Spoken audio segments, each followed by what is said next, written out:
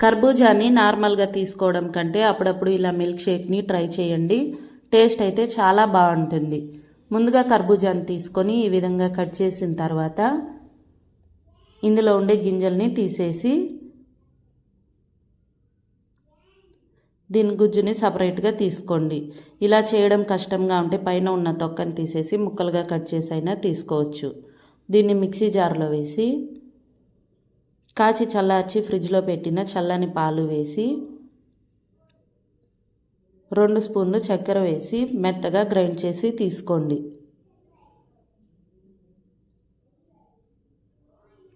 ఇందులో నానబెట్టిన సబ్జా గింజలు, సన్నగా కట్ చేసిన కర్బూజా ముక్కలు, జీడిపప్పు, పిస్తా ముక్కలు వేసి తీసుకోండి. ఎంతో టేస్టీగా ఉండే కర్బూజా మిల్క్ షేక్ రెడీ అయిపోతుంది.